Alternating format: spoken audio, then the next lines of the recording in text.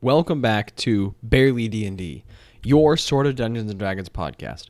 My name is Zach, and I'm your resident DM, and today I am thrilled to bring you episode 73 of the Accidental Adventures, Mind Games. Before I can get into today's excellent episode, I need to recap last week's episode 72, The Buzz About Bazz. Having delved into the water-conducting tunnels of Ozg and reached the doors of another faction leader's hideout, the Fungi's braced themselves to meet the strangely titled Good Charlotte. An oppressive and atmospheric layer revealed itself, made all the more imposing by the powerful orcish woman who entreated the party to explain themselves before they might be given the return of their vessel, housed in the secret tunnels. The following conversation was more than unpleasant, as the Western faction leader of the Brass Company pressed the party with a strange display of power, probing questions, and various sorts of inquiries. Before the adventurers managed to depart from her company, Ro had been pressured into agreeing to create an adornment for the crime lord from the bones of a Western monster, a second quest of great weight in the same day to the chagrin of her compatriots. When the party finally left the uncomfortable meeting behind, they provided a letter from Thymnon as a departing offering from Jupiter, before the joyful reunion of the Fungis with their crew. The moment of happiness subsided as the poor bet began snaking its way through the intricate tunnels before spilling out into the Bay of Ozg. All seemed to be well until the vessel's final departure from the Earthen Bloom was suddenly flanked by none other than Lieutenant Viscott himself, likely called to the west on rumors of such an escape. Each of our heroes hid themselves, but the Kefkin commander seemed to make no move as they sailed away. Ro and Gretta had not a moment to ponder this uncanny tactic before their faultless flight was interrupted by a bizarre revelation from below deck. Bazz was nowhere to be found, while the legendary Crook of the Mad Prince had wrapped its root over every inch of the lower hold. The splayed branches of its zenith opened to frame the gentle rotation of its floating heart, around which Bazz's precious bees orbited in gentle, unsettling flight. The psychically disruptive effects of the powerful staff seemed exacerbated, and the crew's members began collapsing unconscious all about the ship. In a startling turn of events, the Porbet sails away from the Earthen Bloom, inexplicably freed from the Empire, as more than half of the crew lies unconscious, sailing toward an increasingly ambiguous future. Without further ado, let's get into this episode.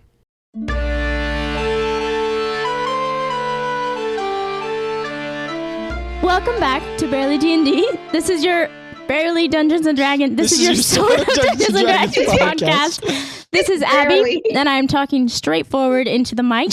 We come to you from a vague place in Texas where it is very sunny. We never specify the location. Another episode of Dungeons & Dragons. Sort of. Oh my goodness. Welcome back, everyone. You're in a vague place in Texas. I'm in a vague place in LA. That's true. We bring you from your homes to this podcast. Get in the van. I was over on the bench. And I was over on the bench. We bring you a podcast from two places, vague Texas and LA. That sounds like a town in Texas. Jackie, is it sunny in Texas? It's always sunny in Texas. Is it sunny in LA? No, it is cloudy and like 63 degrees today, and it's amazing. That's crazy. Okay, we bring you the weather. Take it away, DM. Actually, I have a question. So our letter question today is from a patron. So if you want to submit letter questions, go to the Patreon and comment and all that stuff. Yeah, or send us an email. The question today is, what would your character's favorite ride at Six Flags be? And we're going to say any Six Flags. I've only been to the one multiple? Over Texas. Oh my goodness, that's why they call it Six Flags over Texas? Mm-hmm. Yeah, because there's a Six Flags over Georgia? I didn't know there were other states. Okay. Who's the DM NPC? I will say, though, there were not little Six Flags fun facts. Six Flags started in Texas, and they like there's one in California, there's one in Pennsylvania, New Jersey, and Georgia and all, but like there weren't Six Flags over those states. They just put down little amusement parks. Anyway. Yeah. Jackie, I love that. That was a fun fact. I forget Pennsylvania is a place. Who's the DM NPC today? I don't. I'm thinking either Thymnon or Good Charlotte. Oh. Thymnon. Okay. Okay, because everyone said we don't like Good Charlotte. She's definitely quirky. All right. I don't. Ro, favorite ride. Okay. I think I know. I think it would be the log ride, and I can't why did I know you were going to say that? I can't really even knew you were gonna say explain that. why. Because I water. know why. No, I know why. Because she's too short to go on any of the other rides. So she just keeps going to the log ride because that's the only one she can get on. So Jackie's favorite ride is the log because she's too short to ride anything else. Jackie's Rose. Rose favorite ride is the log ride. Jackie, Rose, they're both bright green. Greta, what's yours? I'm still thinking. Oh, I kind of have an answer. In Six Flags Over Texas, I think it'd be the Titan, because that's the one where like you spin, and you almost like kind of black out a little bit. Or when I do it, it's like I've blacked out a little bit. And I think that Greta would like that amount of like force. Right. Yeah. I think that amount of like Greta. Pressure and stuff happening would be good. Makes sense. I thought you'd like that Yosemite Sam boat because it's really creepy with all the animatronics. Yeah. Craig would like the mine ride. Yeah, because it's in the dark. Well, and they call it a mine. Well, and it's a mine. Yes. Like he's in a mine shaft. He'd feel at home. Oh, Craig would like that. That makes way more sense. I thought you said Greta. I think what would Bazz like? Bazz would like something really non sequitur. I feel like Bazz would like Mr. Freeze, and I don't really know why. I don't know why, but I also agree. I feel that, and I don't know why. Okay. What would Thimmen's favorite ride be? I feel like he might like the mine shaft. I think Thimmen would like Superman. I hate Superman. What? Because I hate Superman. I think Thimmen doesn't want the frivolities of the other rides. I think he just wants just give me the terror and I'll move on. Oh, okay. So it's just like, boom, dropped. I think it would be really funny if he liked the swings. Just because those are like really like... Yeah, that would be weird. Yeah. He's like kicking his feet. I just pictured him like kicking it. Yeah. La la la la la la. Okay. So Thimmen is crazy. I don't like Superman. Superman freaks me out. So Thimmen is nuts. Crazy. Oh, but this feels weird. What? There's just not a lot of people here. I know. Okay, yeah. So we haven't acknowledged that at all, listener. Wow, we should really do that. There's a distinct lack of Mika and or Landon today. Yeah. Because Landon's having a baby like a nerd, and then Mika got lost in a cornfield. So that's true. Both that or she's helping with the baby. One of the two things. The corn in Texas is getting tall, and we're the corn in Texas is big and bright. That's not deep what in the heart of Texas.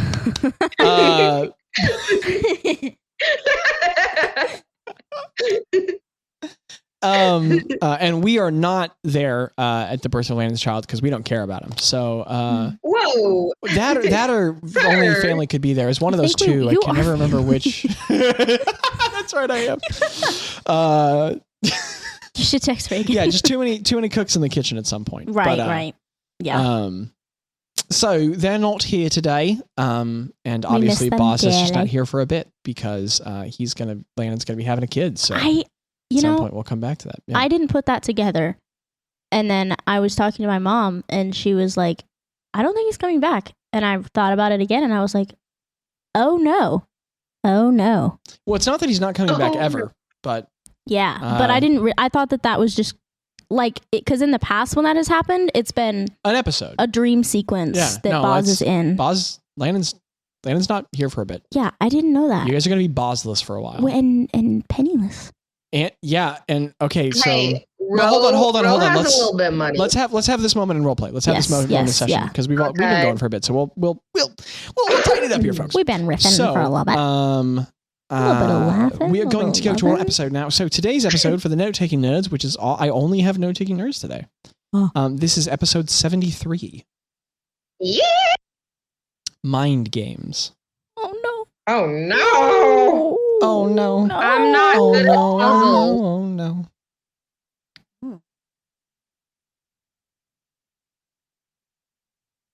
DM, what's the date? The date is, let me scroll on down here. It's still 3488 Police Butter Bjaalskond 5. Still the 5th. It's a level 9 adventure, which is still wild to say. And it is 5 16:34 p.m. 17. That's pretty close to what our time is. Oh my goodness, it kind of is. Wow. Texas. Wild. Crazy, man. That's crazy. Okay. So without further ado, man, what song do I give this? Because it's, I don't know, things are still weird and like we should go with something kind of tensiony, but it's not that tensiony. DM, please don't make me cry. Oh. Oh, that's intense. But I'm kind of feeling it. So to pick back up, the ocean. You guys are, we don't have the usual table. I would point to the world map, but we don't have the usual table. Oh. You guys are not in the waters of the Skilianazga. And you are not in the waters of the Kalabak. You are in the waters of the Ezil. These are we waters. Know about this. Oh, jeepers! Is that the big one? Man, I haven't even set the sitting. I haven't even set the setting yet, and you guys are already having a roll. But yeah, let's get a history check from either of you guys. Just rapid breathing. Yes, in Ezil. Also, listener, if you are like, wow, I want to know what these places are, go to barelydnd.com. We have a world map, and you can look at it. Check out our map. But we love a good map. We also, you know what I mean? Yeah. So the Ezil is this is not a sea. This is an ocean. You guys are sailing into an ocean for the first time because the Kalabak and the Skilianazga are seas. This is a full ocean. What'd you get, Gretta? Do you want to know? Well, not after you say it like that. DM, that'll be a 30. Oh my goodness. Well, okay, let me open the world document because you're about to know everything. Wow, that's insane. Also, small note, that we now have 2 players in the campaign who have rolled a 30. You're in the elite club. Who else is it? Is it Ro? Is it Ro? Nice. Why did I say like a question? The 2 of us, the 230 rollers are in the session to do. We can get it. We can. Oh, good song. Okay. So I rolled a 1. A 30 and a 1. Rose not thinking clearly. The other day in Legend of the New Ones, we had 3 nat rows and 3 nat woe. 3 nat rows? 3 nat ones. That's pretty cool. So spell it. So EE ZZ EELL. LL. Yeah. That's the most double letters I've ever seen. You just did the okay sign and then went into the mic, and there was nothing else. But I'm with you now. No, I said that's the most double letters I've ever seen. There you go. So the Ezil is the most well-known of Yalabrin's great bodies of water. And this says little for the unraveling of its secrets. Traveled by some who venture to travel, traveled by some who venture from one hemisphere to another. The northern portions of the ecologically diverse waters... I can't read this sentence. Traveled by some who venture from one hemisphere to another. The northern portions of the ecologically diverse water desert are well known. But the south is uncommonly tread, and its central waters are practically unknown. So the important thing about the Ezil is that in the north, it's very well traveled. It's a main trade route between, the west and the east, and then down south, the southern parts of the Ezil are somewhat traveled, largely because people try to avoid the Doomnest. But there's not a ton of traveling, like south-south, because if you get to the bottom, you have Signagon and Zorgrim, Zorgrum, the land of Zorgrum, where very few people try to go. Again, an important reminder that to the vast majority of Yalabrin, there's like that landmass is kind of like it's like the Bermuda Triangle. No one really knows what the issue with it is. People don't go there. So it's really just the northern Ezil which has sailed quite a bit, and also because people in the north are trying to avoid the Nautic, which is known as a frigid and brutal ocean. So people try and stay away from it. But the Ezil is... Yes, Jackie? What are you... Are we up here? Yeah, you're are we... northeast. That's... Yep. Okay. Yeah. Because you guys are sailing out of Ozg, so wherever Ozg is on the map, you are sailing out of there. So we are kind of on that northern trade route? Yeah. Okay. Yeah. And you all can assume that the intention of Spagoober in sailing this vessel is very much to follow that trade route, because with a 30, oh my goodness, but this fits in very much with Gretta's background and constantly asking people questions and talking to sailors.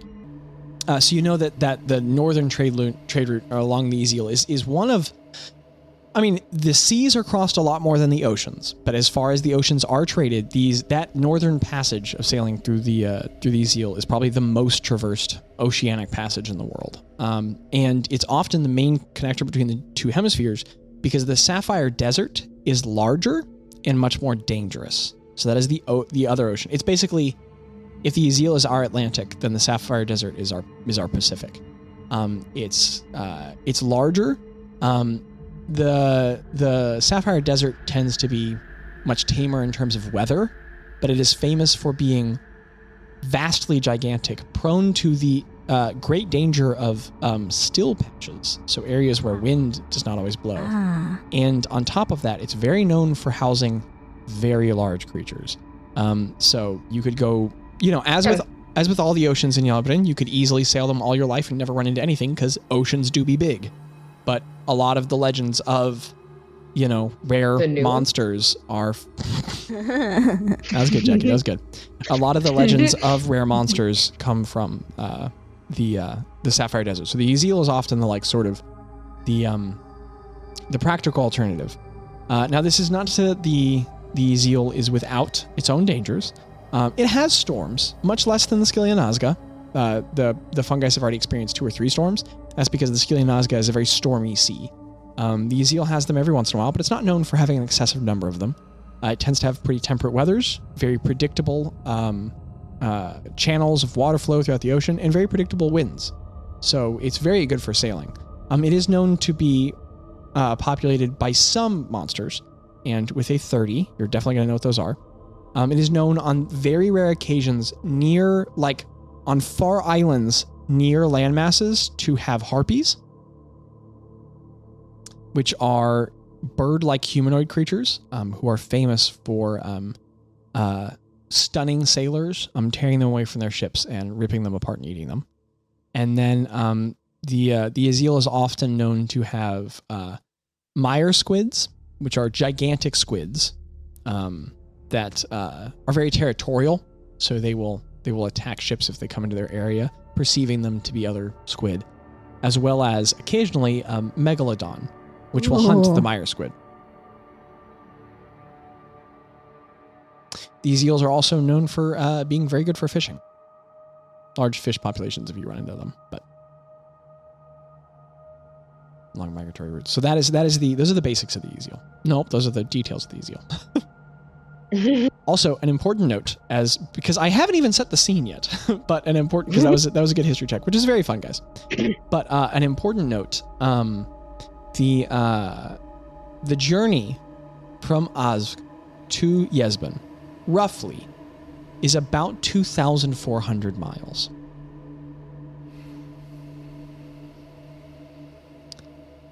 And the poor Bet has an average speed of 3 miles per hour, which is 72 miles per day.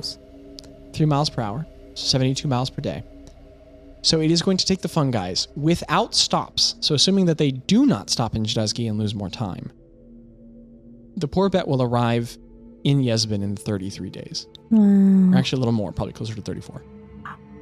How many miles was it again, the distance? 2,400, roughly. Give or take, Give or take? 50 miles. Wow. So it'll be beyond a drone when we get there. It's going to be a different... You guys are going to pass more time on this ocean than you have passed in any one place, and you are going to pass a third of the summer on this ocean. Wow. And that's with no stops? And that's with no stops. Where are we talking about stopping? Well, there were conversations previously of stopping in Jadazgi because you all had intonated that you would provide the letter that you guys have to Ido, Thimmen's scribe. Mm-hmm. Well, provide it to someone in Jadazgi to whom the letter is addressed. But that would be quite an expenditure of time, especially considering that you guys don't know particularly how to... that's Jarsku. Okay. Yeah. We'll figure it out. Especially considering that you guys So you don't know particularly where this person is or who they are or how to find them. So that's its own venture of time. Yeah. But that is something you had intonated. And previously, way back at the beginning of your travels, more than 2 months ago, Shpagoober had mentioned stopping in Zdezgi to sell some things. But considering the amount of money you guys have had, it's really not terribly relevant anymore. But we'll get to that. But that's back when you guys were planning and like, hey, do we have 10 gold for this or that? And the party probably has a good amount more than that. But anyway, coming back to the scene, that was an important aside. But listener, if you wanted to skip to this point, Ro, you are conscious. Almost everyone else isn't. So as a reminder, the poor bet is sailing, and it's made its way maybe a mile and a half out of the port of Oz. Okay. Again, with a surprising lack of Kefkin tail, given how you all just ran into the Viscit and the intimidating long glance from him. And as you guys are sailing away, you all have just run into, or you all have gone down to check on Bazz, who's disappeared. Staff, floating crystal, rotating bees, all that. Gretta has fallen unconscious. Nom is unconscious. Bazz is nowhere to be found. Craig is unconscious. And Ploff is also unconscious. And the only people currently conscious on this ship and present are Bilfrey, Ro, and Shpagoober. So Ro, you have just opened that porthole up to the upper deck of the poor bet, and Shpagoober is holding the helm, concernedly looking forward. There are open, fair enough looking cerulean sea beyond you, and a blue sky overhead. Large floating clouds of castle air columns rotating by. And it would be a fair, pleasant day of travel as the wake breaks off the front of the ship. But Bilfrey is sort of shaking his sister's shoulders, going, come on, let's go into you. And he's like kind of slapping her face. She's just limp on the deck. And you are up there, and you've just witnessed everything. Run up to where Shpagoober is. Yeah, he's at the helm. I mean, nothing's far on this ship. Yeah. And I'm going to cast Lehman's tiny hut around him and I. Okay. Nice. Like right there at the helm. Yeah, so what does it look like as you cast that? So I'm like, Ro is like in a panic and in a rush, and she just saw these bees. So I'm going to flavor it a little bit of like, as the purple and green magic like flows out of her lute to reach her feet and then start making the hut. It's almost got like this, the music almost has like this buzzing sound to it. And yeah. And she's like doing it very shakily and nervous, but she's trying to like do it faster than she normally does, which isn't really working, but she's trying. Okay. So the parts of the hut like sort of swirl together, and as they start crystallizing, there's like a it looks like ice moving across like water as it like starts to form edges and struggles a little bit as you're nervous. And as your fingers falter and like miss chords, the parts of the hut start to falter and then fall apart, but eventually you finish the tune and they sure up, and that opaque purple hut is just there on the top of the boat. And Bilfrey sees that, drops his sister, and looks concerned. Then he picks Ploff up and runs towards the bubble and runs in and sets her down. Yeah, I'd like to say that like as soon as I did it, like as he was noticing it, I was like yelling at him to like get it. Like it was like a simultaneous. So he rushes over and you guys are in, and Shpagoober just turns to you and goes, "Right, what's going on?" I'm actually not quite sure, Shpagoober. Bazz is gone, and his bees are all about the below deck, and Gretta, Craig, Tello, Nom, they're all passed out down there, and I was about to pass out, and I just figured I didn't want you guys to pass out too, so I thought I would create. So wait, you can't find where Bazz is? No, Bazz is the staff has grown into the ship, and the stone, it's like glowing and floating, and things are very weird. And Gretta said this had happened before, but I don't think it had happened like this before, and we got to figure out how to make it where it's not harming us, because we're on a boat in the middle of the ocean. But this was all I knew what to do right now. Shpagoober just looks nervous, kind of looking out over the waters. Bilfrey just stares at you with huge eyes, then he just rolls his eyes and shakes his head, just tired of all the random magic crap that happens. And he goes, so you don't know how to stop it? No. Well, maybe we can figure it out, but I to be able to stop it, we have to be conscious. So well, yeah, but you are conscious. So how do you turn it off? Just turn it off. I don't know. If I go down there again, I could pass out as well. If anyone goes down there, they could pass out as well. And you guys passed out up here, so. So what are we supposed to do? I think we need to go and try to get Gretta out of there as well, because she might be able to know what to do too if we can get her not unconscious anymore. Okay. And you said Bazz is just gone. He's gone. He's nowhere to be found, and it's a boat. Where can he go? I think he's disappeared before, like to other to other planes or something. But I mean, I don't know what that means. I don't know where. And I tried sending to him, and I got. Speaker just kind of cuts in and goes, "Okay, let's just focus because this could get really serious if we all fall asleep while we're sailing the ship. That could be really bad. So you said we need to go grab Greta, right? Maybe. DM can I tell if can I do an Arcana check to see if the hut blocked the effects? First of all, could you read the language of Lehman's tiny hut? Yeah. My book was hidden. Well done, my disciple. Okay, a 10-foot radius immobile dome of force springs into existence around and above you and remains stationary. The spell ends if you leave. Blah, blah, blah. 9 creatures. All other creatures and objects are barred from passing through it. Spells and other magical effects can't extend through the dome or be cast through it. The atmosphere inside the space is comfortable. Yeah. Okay. Yeah. So there has the staff, when you look at it in the past, has had a a tingling, numbing, strange electrical sensation on the mind.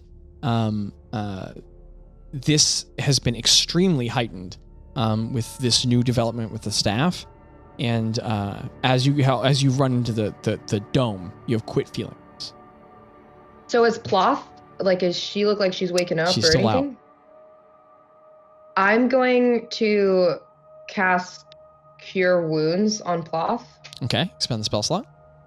Yes. So you go down to where she is, and you pluck away yesterday on the loot, I guess. I don't know. Okay. That's sweet and feels cure wounds. Yeah, I don't know. But the magic rushes over her with all of your purpley green hues, vibrant and lovely. And as they brush over her, there's a little cut on her lip that from probably when she fell over, and otherwise nothing happens. Bilfrey goes, "What was that? Did that fix it? What was that?" I don't know. Try to wake her up. Try to wake her up. It should have fixed it. He just looks up at you and he goes, "Well, I've tried." We'll try again now that we're in the hut. And now that we're in this, it shouldn't affect shakes her shoulders and he goes, "Come on, meathead." And he just takes her head, and not so hard. He just bonks her on the deck a little bit. He goes, "Pong, pong, pong." They're very rough with each other, and there's no response. She's not waking up, Ro. Make her wake up. You're the magic user. Make it happen. Can I check and see if she's breathing? Yeah, make a medicine check. I'm gonna call this an extremely low DC because you've done it before. Yeah. DC 5. I got an 8. Passes. I'm not doing well. You stick today. your finger under her nose, and you can feel the moisture in the breath. You can see her chest slightly moving. Yeah, she's breathing. Okay, well, she's alive, Bilfrey. She's just, I think. Yeah, right. I get that. What should we do? You said we had to go get Greta, right? Yeah, let's. Actually, you know what? Hold on. And Ro stands over to the side, and she thinks of old. Okay.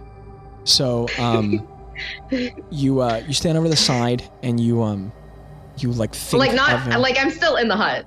Obviously. So you stand over the side and you think of him, and you feel a weight in your palm, and you look down, and that heavy. Again, I haven't emphasized in a while how heavy the orb is. Yeah. It is dense. It is just solid glass, and inside of it, that dark black iridescent venom-looking fluid is just pulsing around in long tendrils that rub against the edges, the central floating mass, and just in your hands.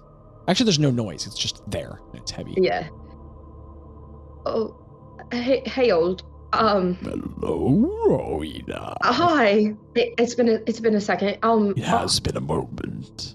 I know that you can't, like, I don't necessarily want you to fix things. I just want to know, I want your insight on something.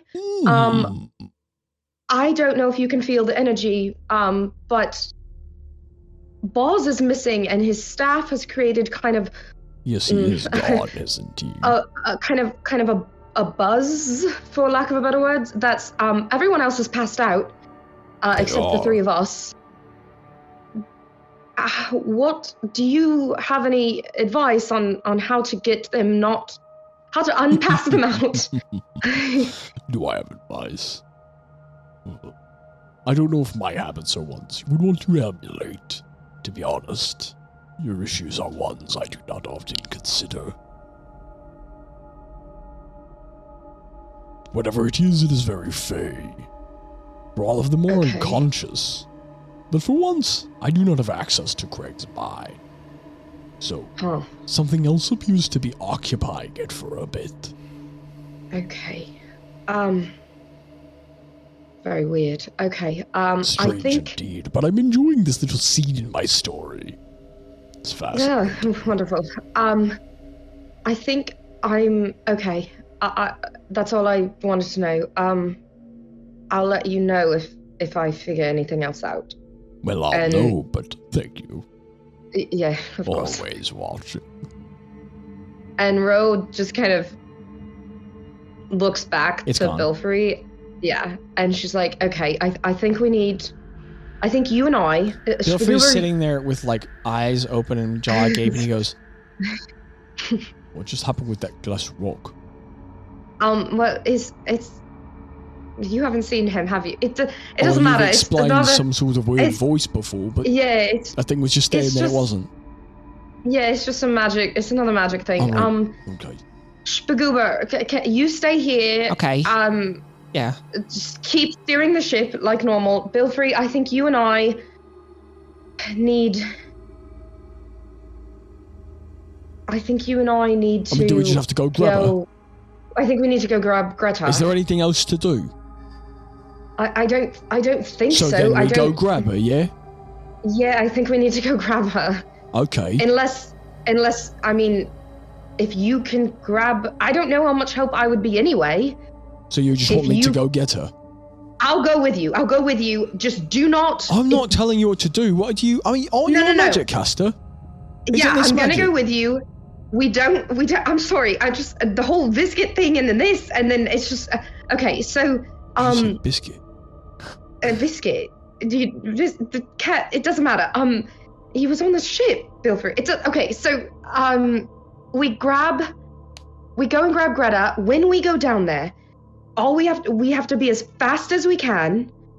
Only grab Greta. Do not look at the staff and do not look at the bees. I know it's going to be a weird sight to see, but do not look at it, whatever you do. All right, fine. Okay. Okay, so we're trying to do this fast, yeah? As fast as we can. Okay, right. So he sets Ploff down, and he's been very rough with her and handling her, but he turns her body. I mean, she's, breathing, but he sets her head down against the stairs, and as he puts her head back, he's... The Akal siblings are both very no-nonsense in your experience, and when it's game time, they have been on. And he keeps zeroing in on one thing at a time, so as he's done talking to you, you fully lose his focus, he turns to her, and as he puts her head back against the stair, he does it very gently, and kind of brushes some hair out of her face, and he mutters something that you don't hear, and then he just kind of holds her head for a second, then he gets up and he goes, all right. And he walks by you, just a giant next to you. He's so... I mean, your head...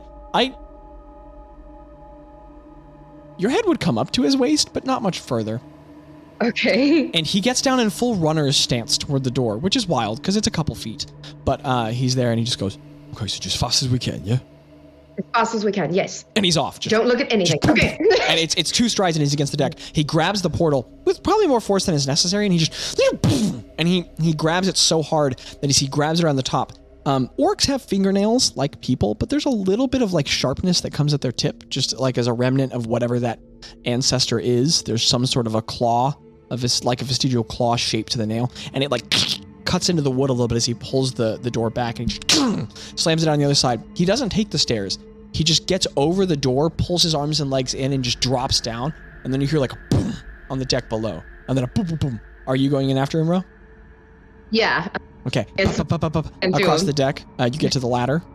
I assume you just feet and hands on the side. I think I just stay at the top. Oh, okay. I think I stay at the top. Okay, yeah. Awesome. So you go to the top. So there's a boom. Bilfrey lands down below. As you look down, you can see like a pale green light bathing the whole lower deck. And you can hear the buzzing of the bees. It's just down below in this like strange thrumming. And Bilfrey down. And he runs over. It's just like 2 heavy steps. It's not far of a distance. And you can see as you look around the corner, you can see him like, it's funny, as he runs down, you can see him, he's got his eyes squeezed shut. He gets halfway across, he looks down to the floor, realizes he's run past Greta, darts back, grabs her, and he picks her up and he looks up at you and he just hucks Greta. So I'm going to give him a quick athletics check for that. Okay, with his modifier, that's enough. And now I'm going to make an intelligence saving throw for him. Oh no. Oh no. So Bilfrey picks Greta up, hucks her towards you, and then as he like completes the throwing motion, his arms extend out, his eyes roll backward in his head, and he just falls face first, unconscious on the lower deck. Greta's unconscious body is sailing towards you through the air. What are you doing? It's an instant reaction. Whatever you're doing, it's a saving throw because she's flying. I'm trying to grab her so she doesn't just fall back into the hole. Let's get a strength saving throw. Oh no. I'm scared. I don't like these things happening to Greta, and I can't, like, I know that I'm fully unconscious. No, I'm sorry, buddy. Suck. That's a 3. Ooh. Odds or evens, Jaqueline? Odds. 7. That works out in your favor. Greta goes flying towards you. You try and reach her. You fully grab her. Whole person, and she just falls through your arms, and her head down the stairs, and she onto the floor face down. Greta, could you roll a d6 and take that as bludgeoning damage for me? And Jackie, or Ro, you're like hung over the edge, panting as you've dropped her. Could you make an intelligence saving throw for me? DM, am I using the same, because I haven't long rested, but I've been unconscious. You have not completed a long rest. That makes sense. And after you smacked your head on the ladder, you definitely haven't completed a long rest. Okay, only 1 point. Nice. Those dice are your friends. You said saving throw, correct? Yes. Intelligence saving throw. 24. Oh, jeez, dude. The numbing I'm is not pulling, strong, but you're smart. Yeah, the numbing is pulling at the sides of your head, and it like throbs in your eyes, but you like hold focused, and you're like kind of let's say we could even say you're humming a song to yourself, like keeping it out of your head. Yeah. And Greta just down on the stairs below you. And that thrumming from the bees is just. Wait, you said down on the stairs below me. Like she's right at the base of the ladder. Right at the base of the ladder. Oh, she's still down there? Yeah. You didn't catch her. What are you doing, Ro? Is it? Okay, would I know? Probably not, but you can finish the sentence. I was going to say, would I know if like. Sorry, I thought I was going to cough. Would I know, like, if I could drag Greta? You could certainly try. Like, but would I know? Like, can I do an intelligence check to know how? Because I know. No. It's in the same way that in reality. I mean, I don't know. Like, okay, do you know if it would be hard? Yeah, it'd probably be hard. But, in the same way that in the real world, you're like, I wonder if I can pick up that heavy thing. I don't know. You have to go try to pick up that heavy thing. I mean, she's your size. Greta, I was going to say, are we the same size? Actually, just for the fun of it, because we haven't gotten this reference at the beginning of the campaign. How tall are you, Greta? And Ro, how tall are you as well? Ro is 4 foot and like 60 pounds. Oh, you're significantly taller than Greta. Let me find my little. Really? Greta sheet. Because Greta's like 3 foot something, right? Oh, never mind. You definitely. Never mind. You come up to like halfway up Bilfrey's torso. Oh, okay. He's not 7 foot. Actually, I guess he'd have to be 8 foot for what I said before to be true. There it is. What? Okay, what's the height? There it is. Not a stat I thought we were going to be getting, but... This is a good refresher to know our how much height. so you said 4 foot and 60 pounds? Yeah. Yeah, okay. Greta? I'm looking. Some advanced math right here. I don't remember off the top of my head. Do you not have the second page of your character sheet? You know, it's all mixed up. Wait, is it on the website? Huh? 3'3". 3'3". So you have almost a whole foot. I didn't know Greta. that. So Greta is far and away the smallest member of the party. And how much do you weigh? Never recorded. So let's decide. We're gonna. Wow, that is bereft of details. Let's. You want to roll roll a D100 for me? Yes. And re-roll anything above like. Keep in mind that 70, because that doesn't really make sense. Isn't Greta kind of like slender? Yeah, but I mean, you know, if we just straight up didn't record the character detail. I got a 71. Yeah. So that's above 70. You can re-roll. Because that doesn't make sense for your size. That's a 21. That seems unlikely. Re-roll the 10 again. Wow, that's a D100. Okay, but you're sticking with it. So we'll call that 41 pounds. She weighs 41 pounds. You can put that on your character sheet. Thank you. Okay. So 41 pounds, Ro. Not that you'd know that, but... Well, no, you've caught her before. So... Oh, and her key line. You know that she's a little smaller than you. So actually, you know what? Okay. Yeah. Given heights, just pretty similar to carrying Abby. Yeah. What? Oh, you mean like me carrying in real Abby? Life. No, Abby is taller than me in real life, but... Look, point being... Okay. She has a size, and she contains mass, so she probably weighs an amount. So Ro knows that she's quite a bit shorter, everything else. So Ro is going to try to go drag her. Well, you can just describe things in the first person. Yeah, sorry. Rose is looking down, and she's like, I need Greta too.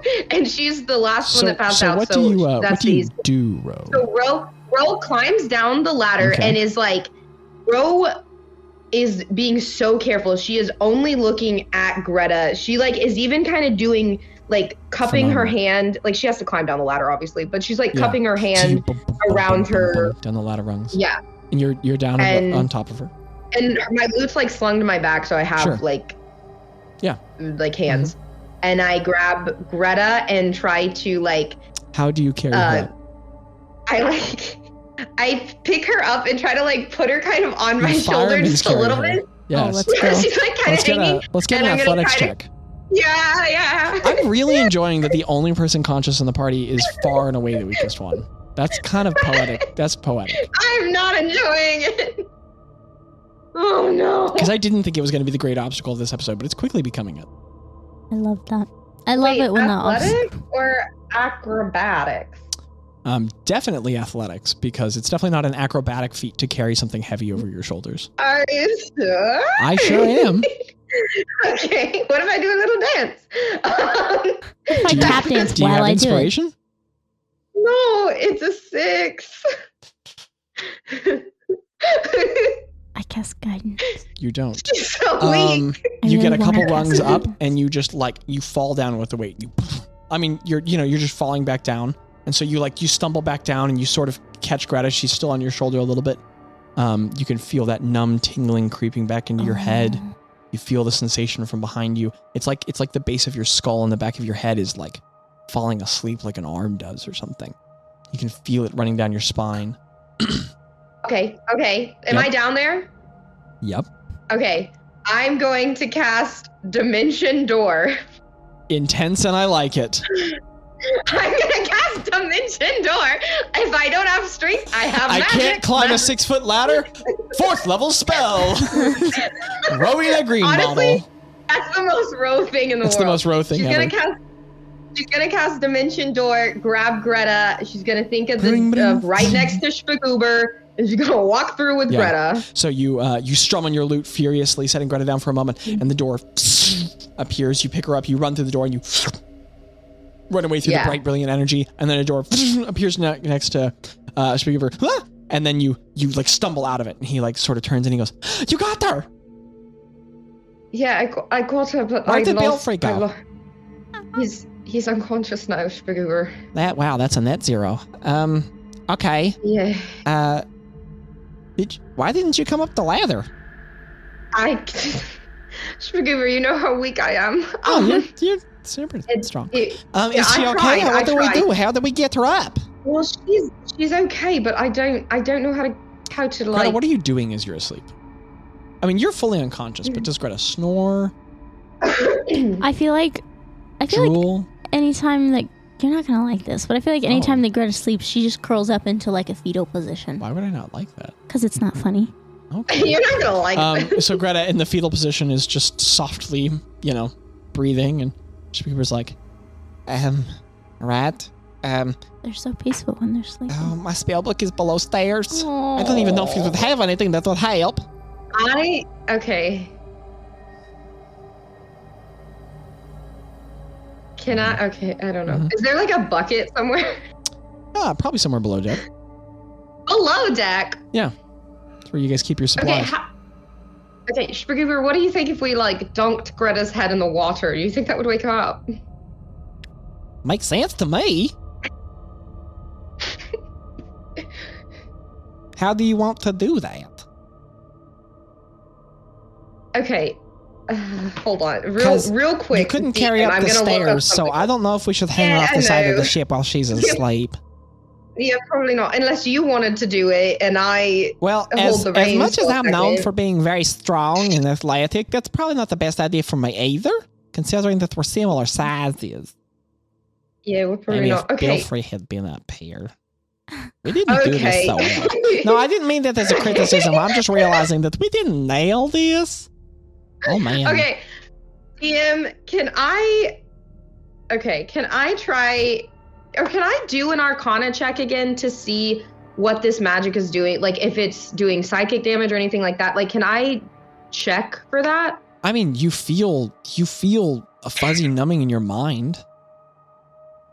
And it, like, can I associate that with like me seeing something or hearing something? Sure, give me an Arcana. This is gonna be really high DC. This is not your wheelhouse. This is not your expertise. But sure, yeah, you can give me an Arcana check. Okay.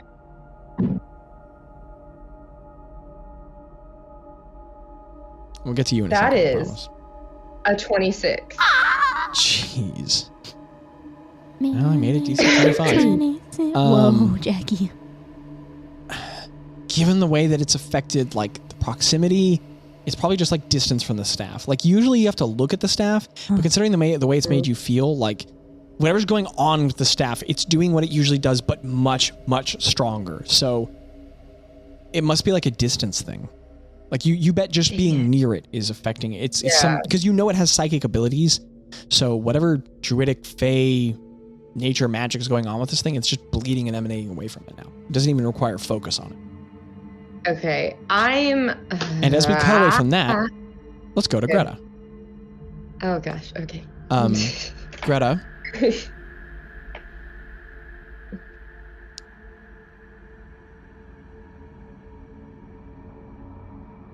You're sticky. Oh, that's weird. Oh no.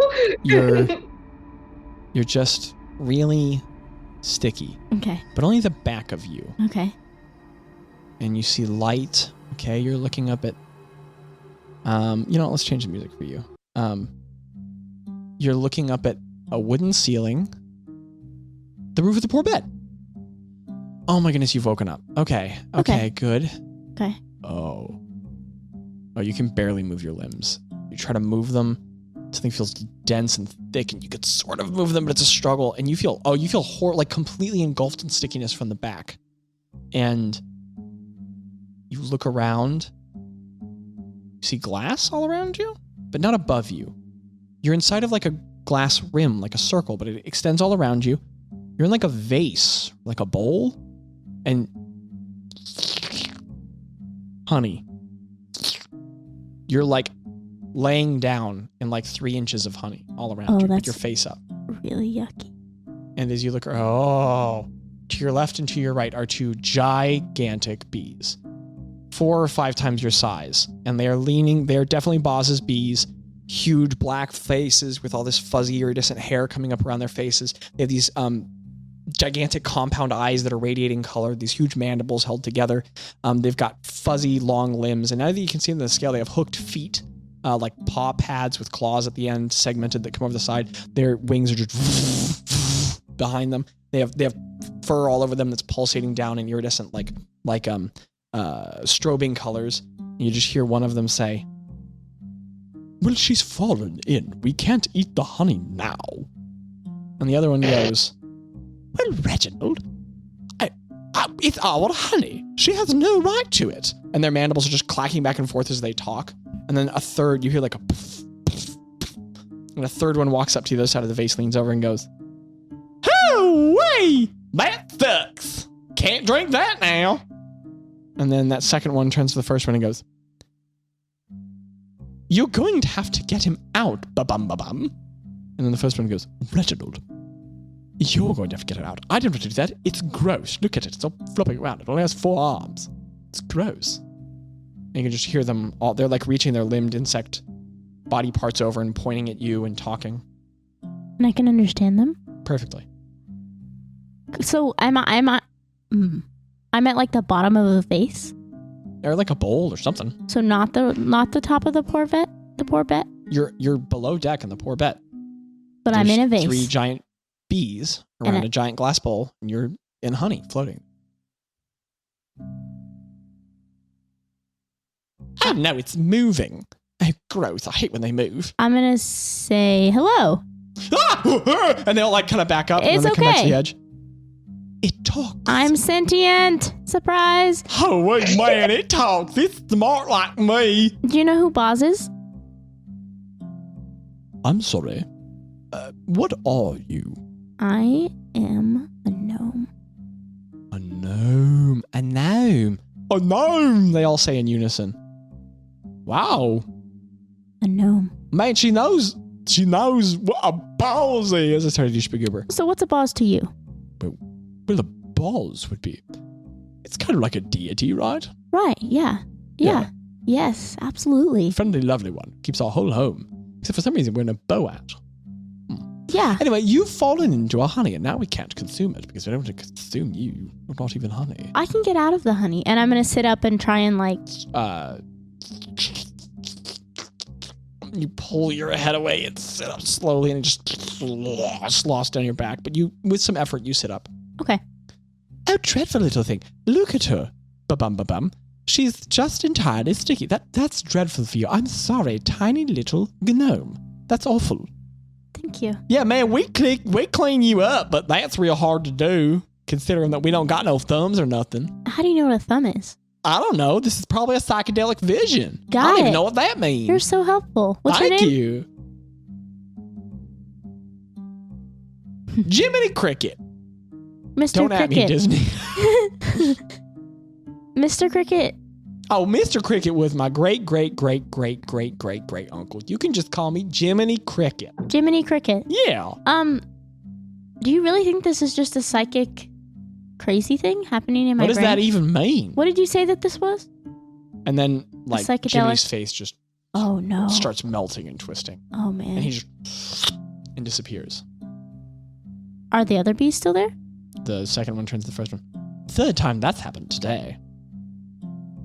Can you guys help me out of this bowl of honey, Of please? course, little one. Yeah. Can I? And a giant fuzzy limb like reaches down toward you over the edge. You grab onto it. As you do, your like fingers get close to the claw and then they slip off the edge and the honey rises up around you and as you sink down into it, it gets in your mouth and you like start suffocating for a moment and then everything goes and sucks in on itself and then you're sitting up and you're in a bed. Okay. Very not sticky. Good. Is there honey on my clothes? Oh. You are in a bed in a hotel. The room is quaint and simple. Definitely your room with the warm hearth. Got it. 7, 8 bathtubs around you. Oh no. All around you. I close my are eyes. naked Craigs laying face down and all of them crying, going, "Don't look at I me!" close my eyes and I bang my head against. I close. So you close your eyes and go, "Ah, You turn around and bang your head against the bed. No, I close my eyes and then I like crawl to the edge of the bed and just like face plant off. I said, take me out! Take me out! Next one, skip! And the last thing you hear is just Craig going, my wife! And as you fall off the bed and bang your head, you like, and you wake up and odds or evens for me, Greta? Evens. 3. I said odds though, didn't I? You said evens. Did you say odds or evens? No, I said evens. Don't lie to me. I'm gullible and my memory's bad. I'm so sorry. I was prepared to lie. Oh, I appreciate it, Jackie. I'll keep that in mind.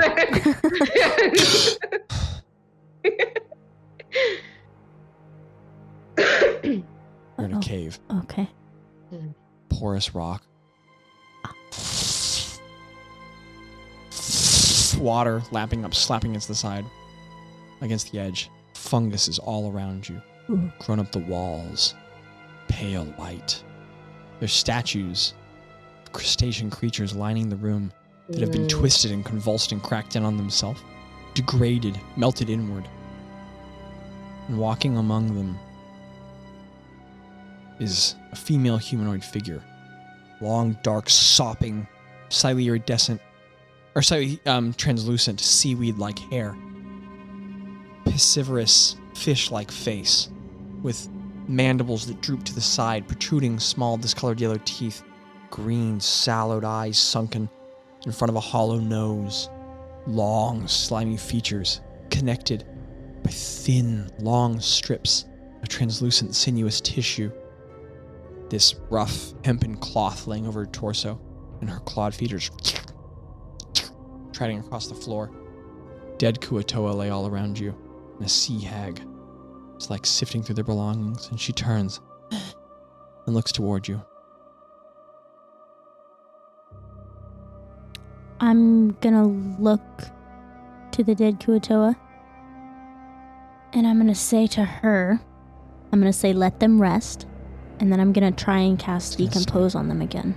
Okay, she stands up and she just looks at you, her jaw hanging open.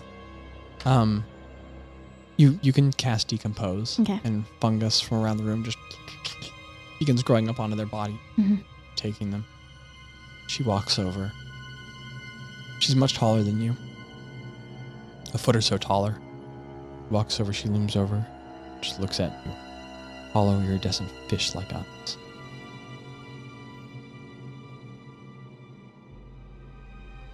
Who are you? Do you not remember me? DM, can I do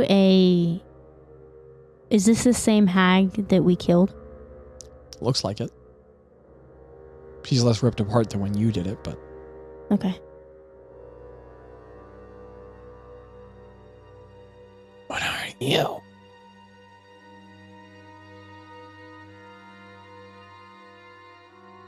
Do you not remember? Greta, odds or evens in this chaotic, strange dream? Evens. Natural 20. That's good, where something really horrible was going to happen.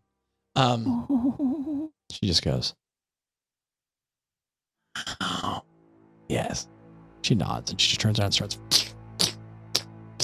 like stepping to some other side of the chamber. She picks up a satchel, starts digging around in it. Who's Satchel? Satchel. Looks quite like the one you pulled off of her. She straps around her shoulder, starts digging through it.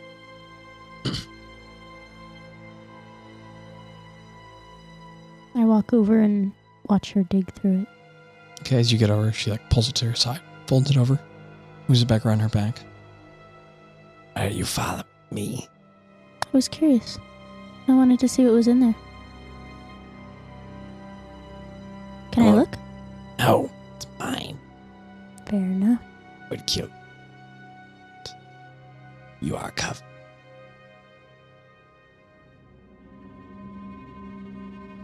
Turns her head, and as she turns away, one eye stays trained on you. So all of her turns, but the one eye stays at you until the iris and pupil are facing like directly against the edge of the socket, still staring at you. And then they kind of like roll back into the head. She just turns fully away and starts walking toward the wall.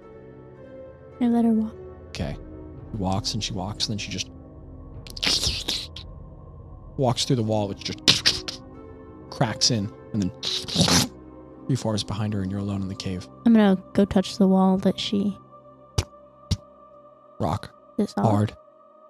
Sharp. Stone.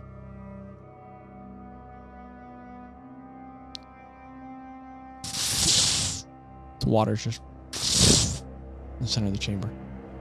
I'm gonna go walk into the kind of temple room.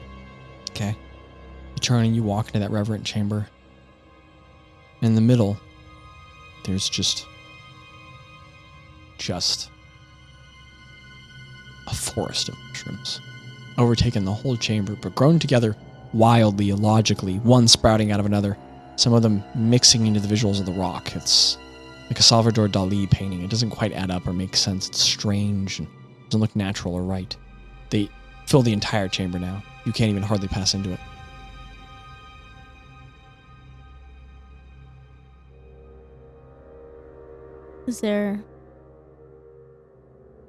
Can you describe the chamber again? So you remember the chamber being circular, large, yes. hollow. Yeah. In its center, there was once a pedestal. But now, floor to bottom, it's like a wall of fungus. Okay. Pale whites, reds, browns, oranges, dark grays, all growing in and out of each other.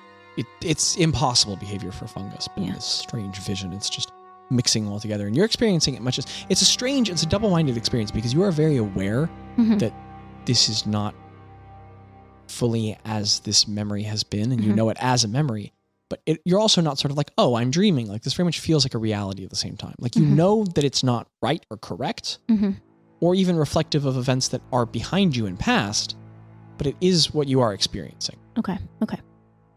You hear a from some outer room. I am going to peek my head out of the chamber. You turn your head, and walking down the chamber is a long, tall figure, so thin that as it takes each step, it sways from side to side, because its body is about 1.5 inches across, but it's about 4 feet tall. And there is a wooden stick walking around with 2 legs protruding off of it, arms, a crudely carved face in one side. And one of the pet sticks, scaled to be about the height of Tello, is walking down the hallway, and it has a little sealable tankard in its hands, and it's just... And it walks into the chamber. Okay. Turns and looks at you. Howdy.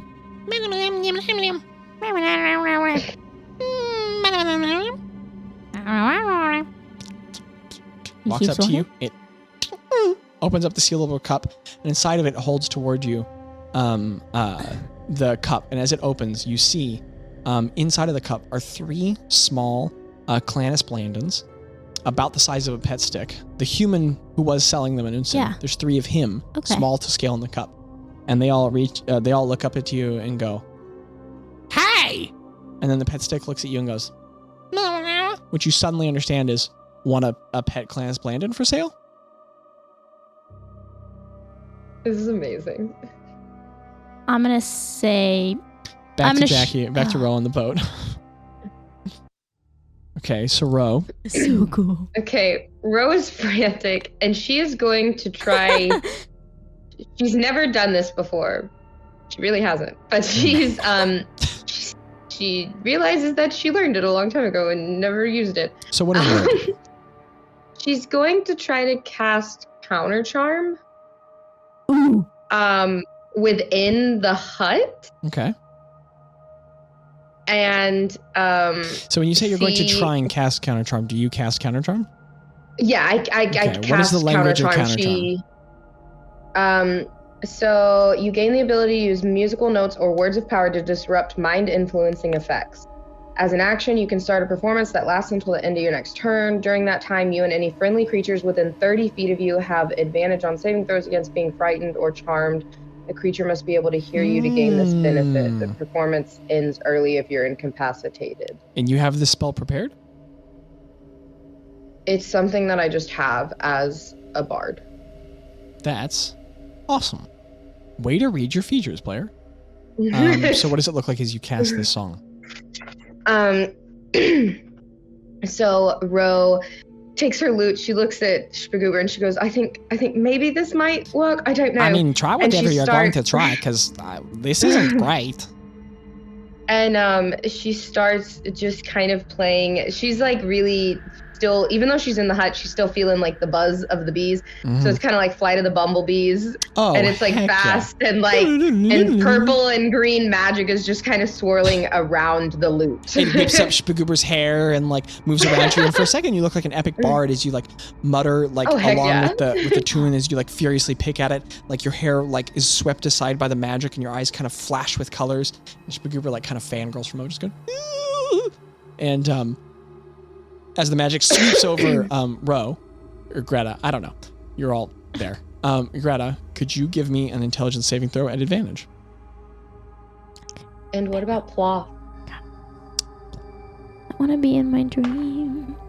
Those dreams were fun. Advantage doesn't matter when you're Zach and you roll 5 twice. You said intelligence saving throw? Mm-hmm. If you roll the same thing twice, is that really advantage? Yes. I guess because you got to roll twice. Okay. Zach, you got a 5 twice? Mm-hmm. That's crazy, because I got a 5 and a 2. Oof. No! But that'll be 10. Saving throw, right? Mm-hmm. Yummy. The magic sweeps over Gretta. He doesn't seem to move.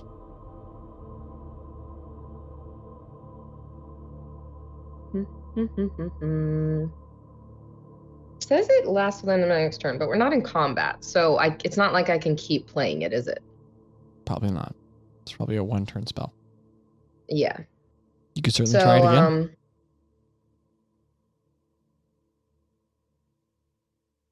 Is that what you do, Rob? Yeah, I try it one more time. Okay. So frustrated. And I don't really. Yeah, I just like get frustrated, and then I just start it back up again. What does it look like as you play it a second time? It's like harder and faster, like a more metal version of Flight of the Bumblebees. It's like angry sounding. Gotcha. Like maybe even a little frightening to Spagoober. I don't know. Like Flight of the Wasps. Yeah, Flight of the Wasps now. And as you play it again, like you're like glaring and the colors are reflecting off of your face and your hair whips around faster and it rushes over. Player, I'm going to increase the DC of this a little bit because it's a repeated check. Yeah, that makes sense. So, Gretta, if you'd like to roll at advantage again. And you're marking off these spell slots, correct, Jackie? Yes. You do best. That is a 17 and a 9. So 17. Gretta, in your dream, and you're looking, and the stick goes, and holds out the cup of Clanus Blandons, and you go to reach for one, and then all the Clanus Blandons go, I don't go to reach and for all their one. faces like, oh, sorry? I shake my head and I go, oh. And then all the Clanus Blandons' faces still go, and they all melt apart, and the whole vision just collapses in on each other, and you're awake. Apparently, because that's the only way that people wake up in my campaigns. Never mind, you wake up peacefully and softly to mix up the narrative, and you like blink awake, and you hear. I say, Clanus, where are you? Stick man. Just kidding. Greta, wake up! Hello, Spagoober. Dude. Ro? Hello? She's awake, Ro! That's really good. Hi. Hi. Are you okay? How are you feeling? I'm good. Oh, man. Dude, there were so many Craigs. I almost had a nightmare. A lot of Craigs. Yeah, I almost had a nightmare, and then I bonked my head, and then it was a really, really, really interesting dream. Okay. Well, everyone else on the ship is unconscious, so that's not great. Yeah. Okay. Yeah. So I put us in the hut so that we weren't affected, and it doesn't seem to be affecting us now that we're in the hut, but I don't. Is your head okay? DM. How does my head feel? Head check. Not great. There's a throbbing pain, and there's a little blood on your forehead, but you're okay. I tried to get you up the stairs after you passed out, and it was very. We all have good difficult. skills. Yeah, and that's not one of mine. But I dimensioned you, Dole. I got you up She here. did dimension you, Darth, so we're okay. You're up here. How long have I been out? DM, do I remember what happened before? Because I was working with Ro before. Yeah. Okay. Yeah. How long have I been out, Ro? Yeah. You got maybe like 10 minutes. 10 minutes? Yeah. Yeah. Okay. Spagoober checks over his shoulders toward the port doesn't see anything, looks back to the ocean. Everyone else is out? Yeah, literally everyone else. Yeah. Oh. And Bazz is still gone. Okay. And Bill 3 went down there to grab you, but it got him too. Okay. So, are you like okay? Like, what happened when you passed out? Do you remember anything, or? DM. Yeah, you remember your dreams. Okay. You didn't see like balls or something, did you? Like, No. it wasn't like connected to him. But you it? said you saw lots of Craig's. He's unconscious. Did that work? No. Were you like unconscious in like the same plane? Was he like a shared vision? What was Craig doing? Yeah. Craig was. So I saw some of Bozz's bees, but I think that I think that it was just crazy dreams. Definitely. Weird mix. Okay. I don't know if it was. Do you have anything for us? Like, I've tried a lot of different things, Greta. Do you have anything that like we could try to get everyone else back to consciousness, or? Because I feel like can we make whatever's happening with the staff stop happening? Hey, yeah, Ro. What if you cast Lehman's? What if you made the little house thing around the staff? Would that work? And then we could drag people out, but you'd have to go back and I don't know. What would happen when that ran out? Well, it has about 8 hours on it, so what happens we'd after have 8 hours? We'd have 8 hours to figure out. This is true. Well, I mean, we have 8 hours right now, right? Well, yeah, except everyone else passed out, and I'm a little worried. Like, what if the longer they're passed out, the longer like the damage is to the head? They're getting damage? No, Ro, I don't know. Ro, I feel okay. I mean, my head kind of hurts, and but I just had some weird dreams. That could be from me. I'm sorry. It's okay.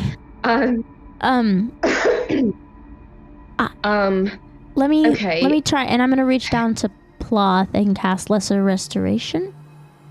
Could you read the details of Lesser Restoration for me? You touch a creature and can end either one disease or one condition afflicting it. Oh, the condition can be blind, deafened, paralyzed, or poisoned. I don't do this often, but I'm gonna let you not cast that spell. Yeah. We've been playing for a long time. This is not chastising you. I don't mean to exhort you. Yeah. But like, you know, at this level of experience, I expect you guys to read your spells before you cast them. But I am gonna say it's a pretty basic spell, and I think Greta would know that. Yeah. So this once, we'll go ahead and let that slide. But okay. yeah. Got it. Thank you. Yeah, I got your back, dog.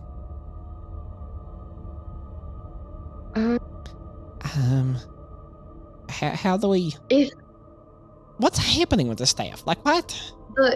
The problem I see, I don't know. It might be good to put Lehman's tiny hut around it, because I don't know how else we're gonna get the others to wake up, because the three of us we're like the smallest ones on the ship. Yeah, that's not great. And I don't know if we can get them above what happens deck. if we go down there to move the hut and then we all fall asleep? Yeah. That's true too, because I can't have two huts up at once as my I don't think it I can doesn't do that. work. DM, is my necklace glowing? It's still brightly glowing. Okay. And actually, when I previously described its effect, I said how long, like the new magical. Did I give you a stat, like stats for that? Did I give you anything specific, or did I generally describe it? No, I have something specific. I believe it's okay.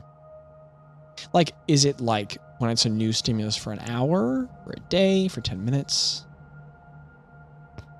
I'm not sure. Let me... Okay, if we don't have the stats on us, I mean, my standing rule as a DM is if you don't know what the rule is, then we make it up at the moment to keep things moving. Okay. So let's just odds or evens for me, and if it's what you want it to be, the stimulus can last for an hour. If it's not, it'll be 10 minutes. Okay. Even. 19. So as you hold the necklace, as you pull it out and look at it, it's been shining, and then it stops producing light. So whatever it is, it's been habituated around this magic long enough that it stops glowing. I mean, like, what's our we need to figure this out, right? Or yeah. no? Or I'm working on it. Yeah. I'm sorry, guys. I'm just really stressed out. No, this is stressful. Usually I'm just doing the boat. Cooper. You guys are the boath. You guys are the adventurers. Yeah. Greta, do you have the sending stone on you? Yes, I do. Do you want to try and see if you can, like, reach, like, Tello, like, in the dream and try to get him to, like, wake up? Yeah, if I you can try. like send to him while he's unconscious. Yeah. Okay, you pull out the stone. I'm gonna say in Unsinian. Ooh. I'm gonna say. Oh. I'm gonna say Tello. Tello, can you hear me? Nothing. Okay.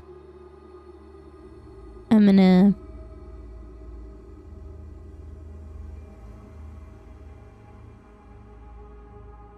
think of Bazz again. I'm gonna say Bazz. Bazz. Could you roll a D100 for me? Ooh.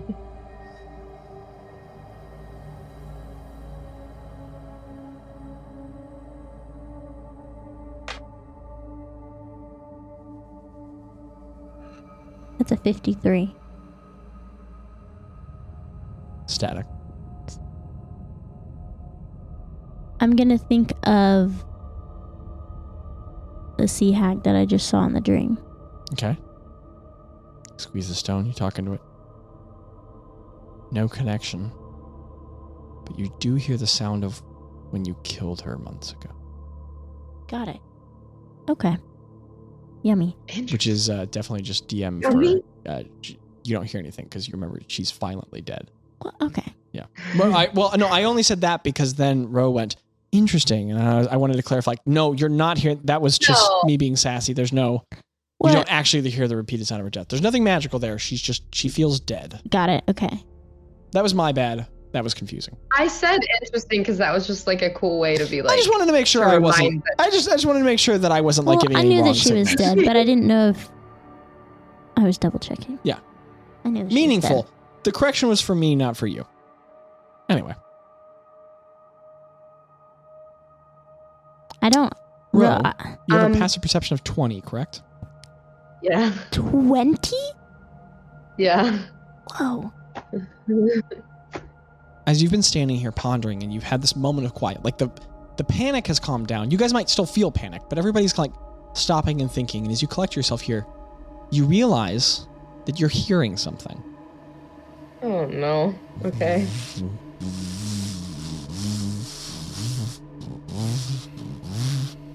There's a pattern.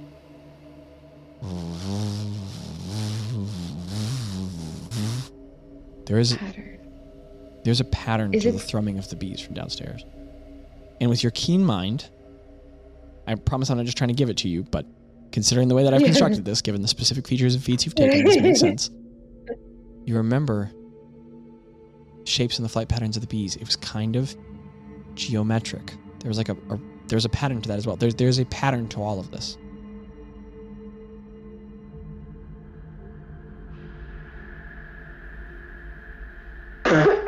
Excuse me. I tell Gretta, like as I'm realizing it, I'm like saying it out loud to Gretta.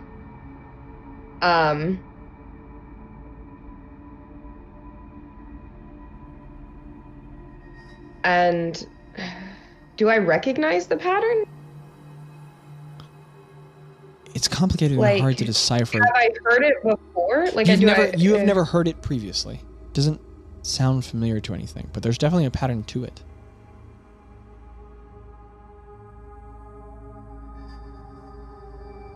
I take out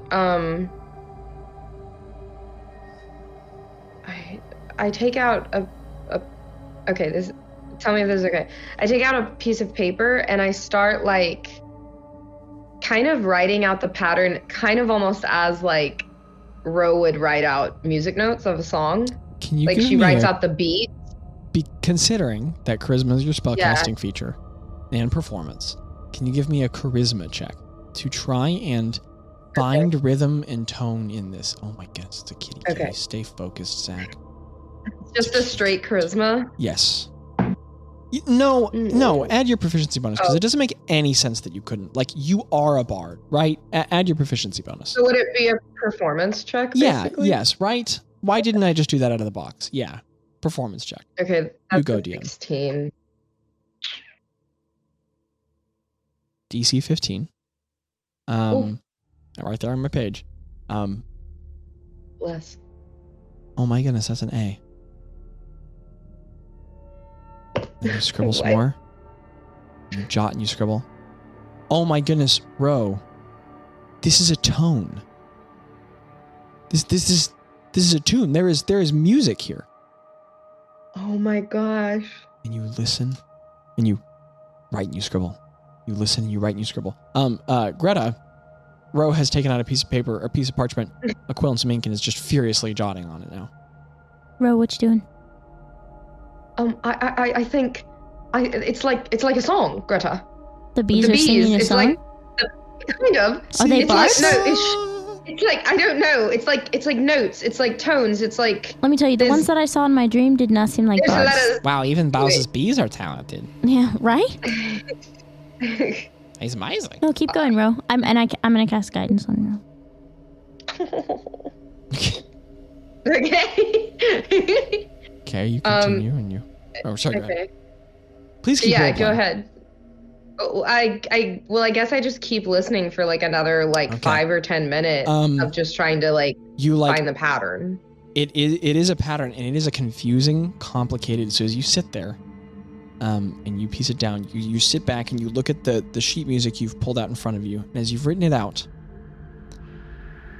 this, you know what? It was a performance check to recognize and decipher it. Now give me an intelligence check, and you have been guided. So give me an intelligence check to try and understand this music. And I'm going to say with this intelligence check as well, add your proficiency bonus again, because this is Ro's thing. Okay. This is so cool. 27. Oh my goodness. Okay, so Ro, what does it look like as you put this, as from the separate notes and times you've written down, as you sort of beautiful mind this and put it together? What does it look like as you take the pieces you've recorded and translate it into one coherent tune? So I think what I'm doing, can I kind of retroactively say that I'm scribbling in the songbook? Yes, absolutely. Instead of just a piece of paper? Yes, and write that down somewhere for me if you would. Okay, I will. Thank you. And I don't mean command or something. Write it down. And as she's doing it, she has now sat down cross-legged, and she has her lute, and she'll scribble, and then she'll try to play it, try to continue the pattern kind of on her lute to try to figure it out, and then she scribbles again, and then she crosses out things, and then she scribbles again, and then she's kind of counting to it, and then she'll try and play it. And then she's listening, and she's really, it's kind of when you see someone writing a song, but at 5 times speed, because she's having to keep up with the bees. And so she keeps kind of like trying to juggle like writing it down and playing it on the lute to make sure that it's correct, because she can like hear the notes if she plays it on the lute to make sure that they're matching up. And at the same time, she's like notating it out. In the middle of all of this, like, just mathematically, musically talented mind work. Every once in a while, Ro will like go to write an incorrect like time signature or note, and a little like flare of like dark brown green magic will like twist her finger and get it the right way. And that, as she's guided by the hag-like magic that you provided, Greta. That's awesome. As she finishes I love the tune, that. Ro, you sit back and you lay it out. What the actual crap? Okay, this is one long tune, and it changes time signatures every 3 beats, between 3/8 and 5/7. And that's part of the weirdest time signature. And it was so discordant that was part of why you struggled to like find tune and rhythm in immediately, because it occurs to you that like your musical ear, you would have picked it up immediately if it had been classical. There's this strange rotating rhythm, and the chords are like varying by like every like third. Like, this is an incoherent deluge, but there is absolutely tune here. It's just bizarre. But you have arranged it all out and you have lined it up. Could you make an Arcana check for me, Ro?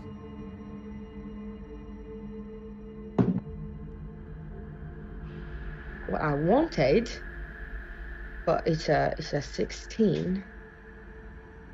For the record, Stat Monkeys, that's not a bad roll. I'm just saying. You guys like, oh, a 20? Gross. Throw it in the trash. She sneered when she said 16. I have characters who've never rolled a 16.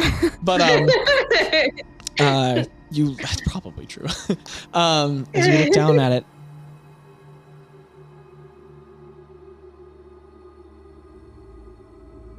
Ro, you are musically trained. You are also somewhat magically trained because you studied a little bit at the Bardic College. Or no, that was your mother. Yeah. Well, but you studied for your mother's songbook, and it has many of her insights into it. So bards are not only trained they don't just play music and magic happens, or else every musician would be magical. They understand implicitly. They either have some sort of an innate connection, or they understand the translation between the mathematical language of Arcana and the mathematical language of music, right? As you look at it, you understand that there are rhythms and tones that connect to structures, visual representations, because even the arcane wizarding practice of writing spells out into complex geometric patterns, including glyphs, these are all tools that casters over Yellowbrin's ages and history have used to bind the natural phenomena and reality of magic to things that they can compute and understand. In the same way that math represents mathematical concepts, which are facets and phenomena of the natural world, but the number 4 isn't real, it's just the shape we use to represent it. The same way for the glyph of the School of Divination, and its permutations that represent specific spells and outwritings and all that stuff. So, Ro, as you sit there and you look at this sheet music, it's not a song. It's a spell. This song, if you take the time signatures, and you translate them to geometric shapes, you have a square inside of an octagon. And overlaying on that, you need a pentagon inside of a heptagon. And then when you look at the order of the notes, it occurs to you, okay, you're not sure what, but you bet these notes correspond to specific glyphs or sigils from one of the schools of magic. And if you could line those up, you bet you could lay out the outlay of this spell like a wizard would. It's a little outside of your realm of expertise, but if you could lay it out, you would probably have the diagram for a spell as are recorded in arcane texts. So I relay this to Gretta and Spagoober. Abby sat up so fast. Spagoober's just sitting there going, I encourage you guys a lot, but no, you guys are legitimately incredible. That was wild. Did you see that? You are a green bottle rope. Do you feel proud of yourself? Because that was amazing. No, that was kind of exhilarating, but that was wild. I felt like I just watched the movie with Matt Damon or something. Like that was, good will hunting. How did you do that? A bard somewhere in the far west. Okay. Spagoober, you're a wizard. Not a particularly studied one, but yeah. Like these glyphs, do you recognize any of these? Or understand, if you laid them out, it could create a blueprint. Why can't he doesn't have good stats. I cast guidance on Spagoober. You cast what on Spagoober? Zach. No. I want DM. I think it's a spell. It is a spell. Gretta, I'm sorry, this is a little outside of my depth. It's okay, Spagoober. Okay, so the song is a spell, Gretta, and there's these glyphs. Have you ever seen does any of this look familiar? DM, can I make an Arcana check? Them around? To be clear, this check is the lowest DC for a wizard. Yeah. But you are proficient in Arcana, correct? No. I'm proficient in Arcana. That's why you could make the check. Oh. Then sorry, Greba. Okay, so you're trained in clerical ways, sort of. So DM, I see. So what am I seeing now? So I'm seeing these symbols, right? No, you have a sheet of music, and in your head you have put together, and maybe on another section of the parchment you've drawn out the geometric patterns. Yeah. And looking at these patterns, both of you guys recognize from having read arcane text that wizards are the one who understand this the most, understand it in the most explicit detail, because a cleric they know the symbols, they know the sigils, and they're used by all the arcane casters and even the divine casters. Yeah. But it's wizards who need to mathematically do everything. Yeah. Clerics use these symbols and these patterns to implore deities. Bards use it to translate to music. Wizards are the ones who just math their way through magic. Okay. So can I? Yeah. Or go ahead.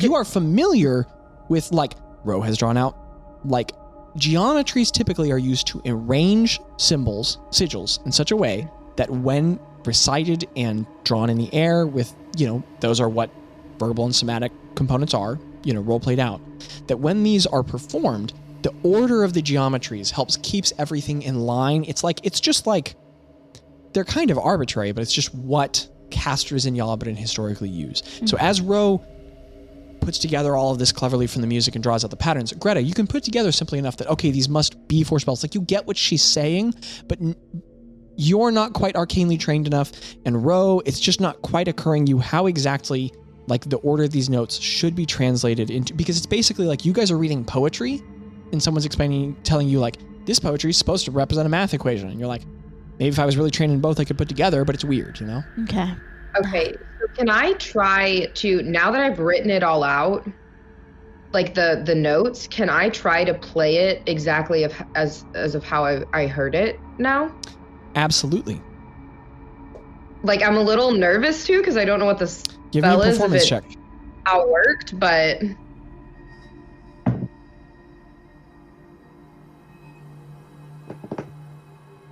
Da, da, da, da, da.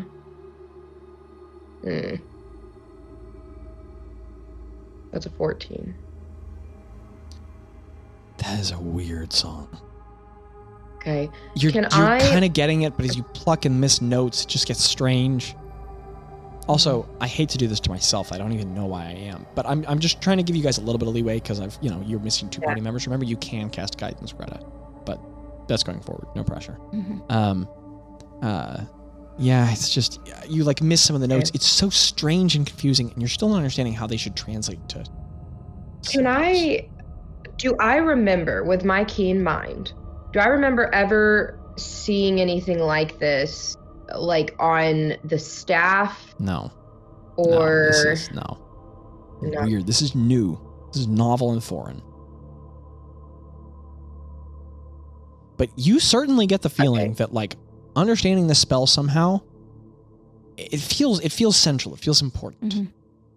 Mm-hmm. Yeah. Can I see your spell list real quickly, Abby? Greta, what if do you think, like, if we, like, called Alondra or something and I relayed, like, what these kind of notes and symbols are, that she could tell us? I mean, she's a wizard, right? Yeah, I mean, I don't know. Do you think you could you practice playing it? I mean, like, I don't know. Could you just get better a musician? No, you know what I mean? Like, it's a completely reasonable thing. It was just funny. No, I'm sorry. I'm sorry. That was just a position joke. I could sit here and, like, keep trying to play it, but I don't know if I play it and it's correct. I don't know what I will be casting. That's true. Can I do like a nature? Well, I guess it's not nature because the bees are arcana. So, like, the bees are magical. They're not, like, just normal bees. Because I was gonna say, could I do, like, a nature check on them with this buzzing? But probs, no.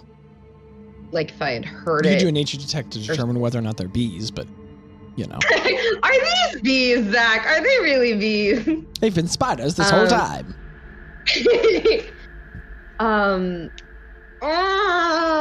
Okay. I named this episode well.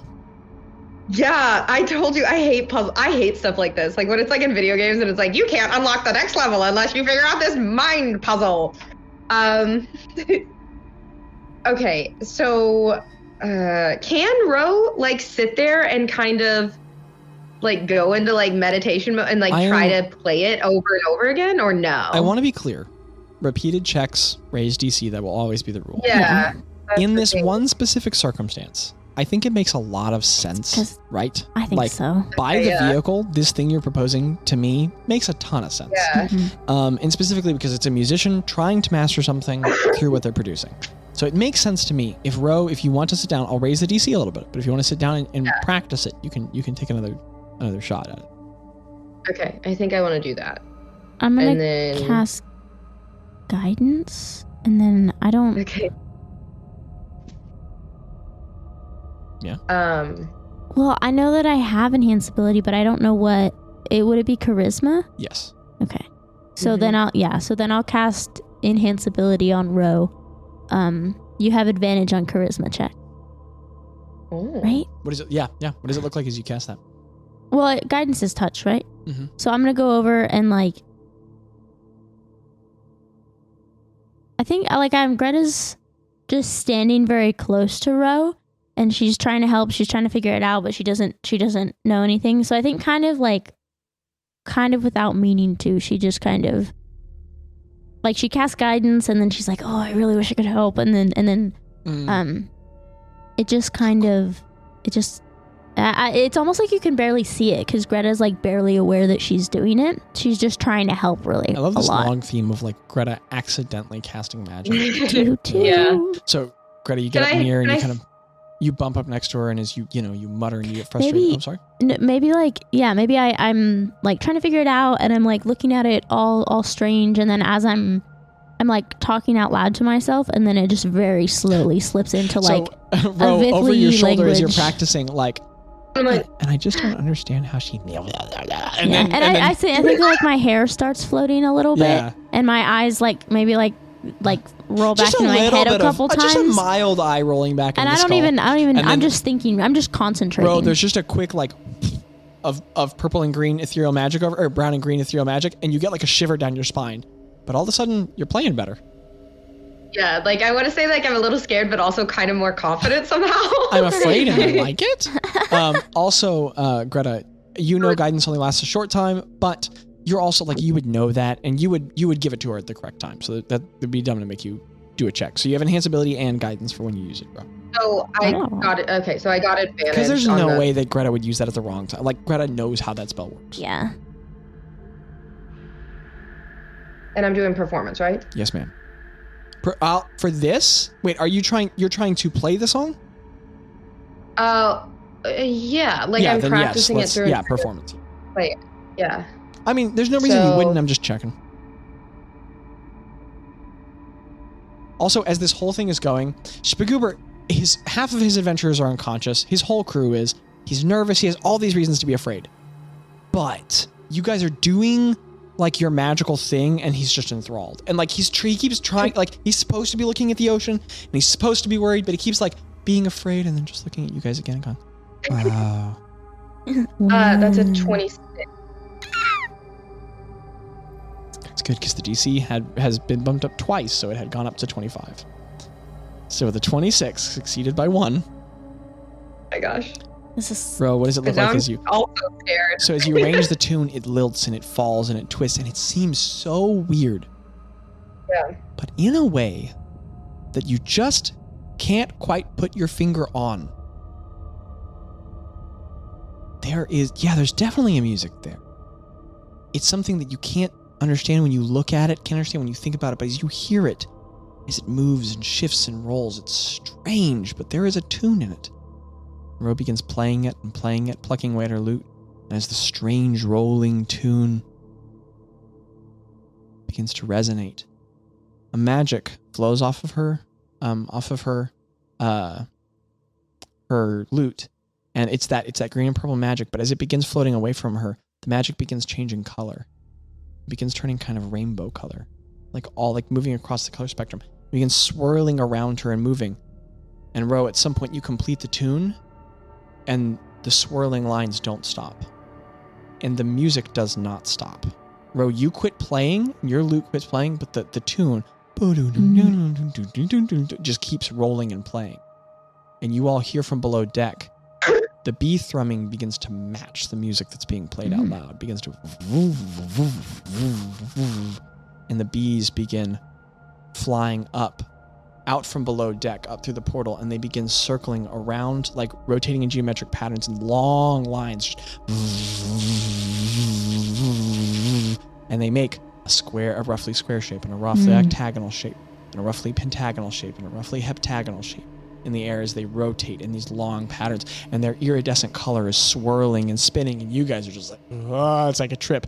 As the music begins playing, in the middle of the deck, when the wood fractures. And oh my god.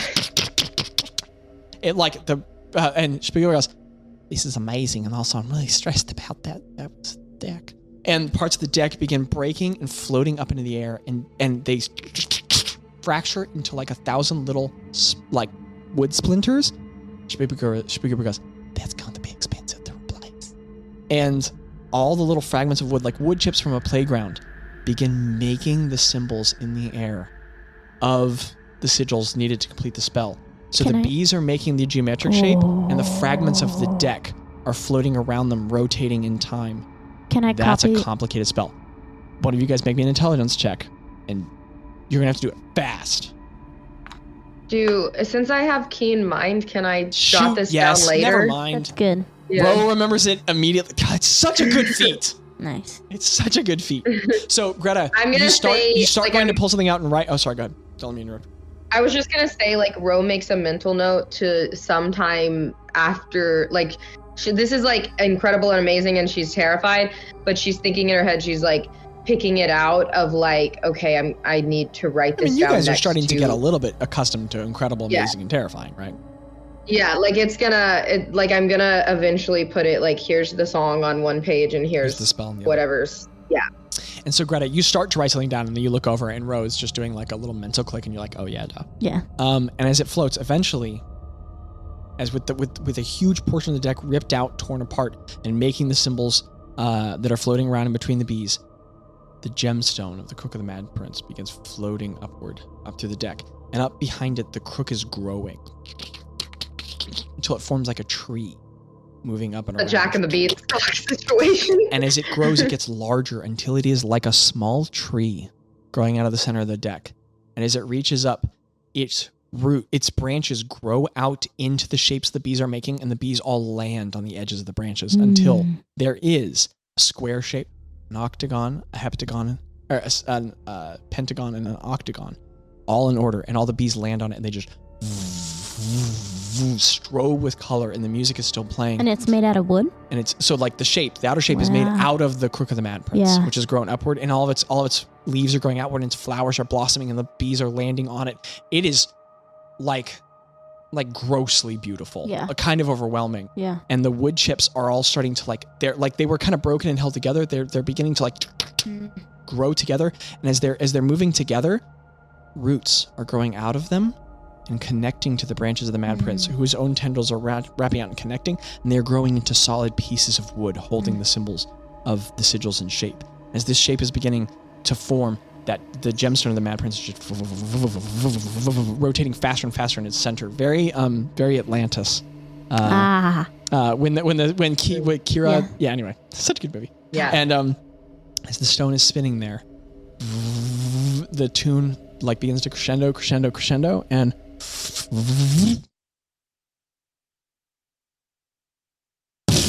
you guys hear like a deafening cracking sound, and there's like a shock wave, and you guys all kind of fall, and it reverberates across the Lehman's tiny hut, and the front of the hut, impermeable and unbreakable, like waves a little bit, like water, shock waves across it. And from behind the emerald at the center of the Crook of the Mad Prince shatters. And all the fragments move into solid crystal that fills all the interstitial space of this huge crystal pattern. And from behind it, that cracking sound is this conical shape of void space that opens up behind it. And all these swirling rainbow colors rotate backward. and the whole shape, bees, crystal, branch, and everything begins melting backward into the shape, and a doorway of color opens up. Yeah. And just a couple feet up off the ground of the deck, there's just this huge door. Is there like a hole? Like, can we see into the Yeah, you can see below into the the deck. lower deck Yes, now? and also once all this has been formed, yeah, you can see in the lower deck because there's a massive hole in the bottom of the ship, in the deck at least, not the bottom of the ship. And once the thing is formed, all the bees swarm back out and just go below deck. Where can I see where they go? Yeah, everywhere. The bees are just everywhere. Below deck, they just land on everything. Are people still asleep? Everyone's unconscious. Are the bees still making the humming noise? All of a sudden, they seem normal again. Okay. They're just landing everywhere. They're not flying away, which is nice. I look at Greta. Go ahead. I have taken 2, 3, 4 steps towards the door, and all of a sudden I'm like, I look back at Ro and I'm like her mouth is just hanging open. Goober, you'd expect him to say something cautionary, but he just stands there with his mouth agape staring at it. And he's helming the boat, but it's just not going any particular direction as he stands there stunned by it. Ro, Greta, maybe we should don't go in there. Don't go toward the light. Ro. Maybe the bees seem a little I did that. Okay. You did that, Ro. That was amazing. How am I gonna explain? Ro, that was amazing. How am I gonna explain to Bazz that I shattered the gin on his? I think something better happened. Hopefully. Well, maybe you're know. the greatest bird who ever lived, because I don't that think was there's no amazing. way. Ro. That was amazing. There's a big magic door. Ro, I think we should go in the door. No, Ro, everything in my being is telling me to go in the door. Okay, let me. Okay, we still have unconscious. Greta takes another step. Greta, let me ask the bees. Let's ask the bees. The bees. They seem calm now. Okay. And Greta walks towards the door, but stands at the foot of it. Greta, please don't go in there. I'm not. I just if it starts closing, I'm gonna jump. Okay. Please ask them. Yeah, totally. I won't go. But also, if it starts to close, I'm leaving you behind. Ro gets out of the hut and goes down. So you start walking toward the ladder, and as you do, out of your periphery, both of you all notice a shape in the center of the doorway. I look at the shape. Oh no! It's tall and thin. As it moves forward, it defines movement, legs, arms. It's a humanoid shape walking forward. What's on its head? It's just like an outline, a silhouette of color, vague and indistinct. But as it's moving towards you, as it's moving through the doorway, it's like it's walking through a tunnel, which is strange because the doorway looks momentary and thin, but you swear it has depth as whatever this figure is walking towards you, and the image is slowly clarifying, but it's hard to tell what it is. Okay, I stop about the bees and I say, hello.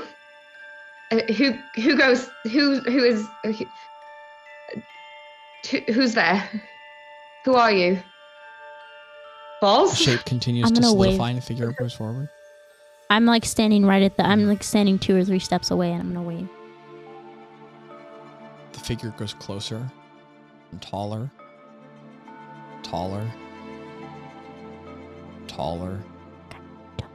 And then eventually, the doorway's just, it's just indistinct color and dark silhouette. But eventually, the arm and the hand of the silhouette reaches forward in the shadow, touches to the door, and it's like all of a sudden, it's like there's a membrane, like a bubble.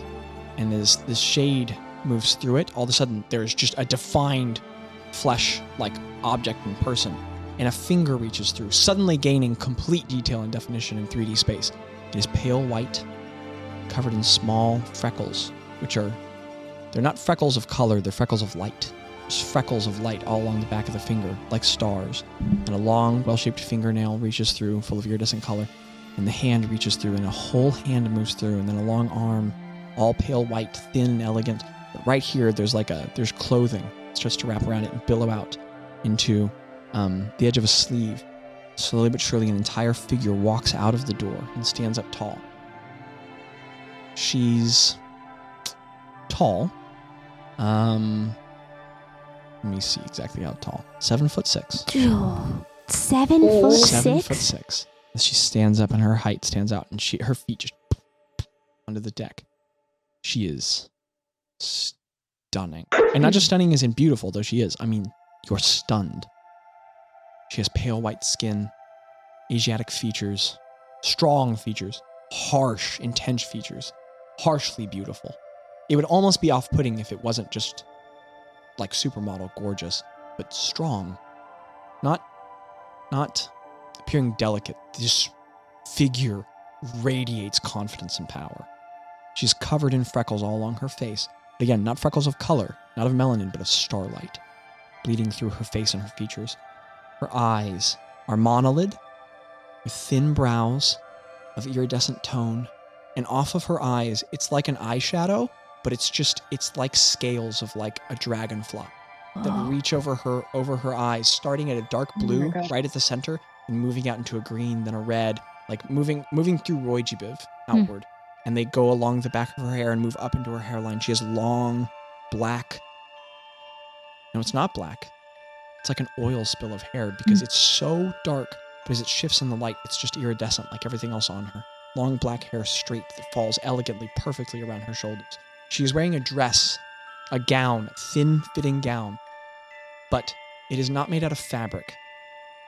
It is made of tens of thousands of minute scales, like that of an insect or a reptile, perfectly reflective, metallic looking, and all of the scales in tiny pattern, like nanotech on an Iron Man suit almost, are shifting from one side to another in waves, like as ripples over water, rotating over themselves at all times, shifting and changing the colors of her gown so that every moment you look at it, you can't quite tell what color it is. It's washing from a red to a purple to a blue to a green to a yellow to a gold to an auburn, endlessly, all slightly iridescent and metallic as they roll one over another.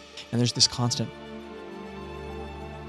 sound like rain just from the sound of the scales rolling over one another. Her eyes in the center, the irises, are like a silvery light with dark black pupils in the middle. And you can see dapples of like a rainbow color within them. She steps out. And that is where we will end episode 73. Mind Games.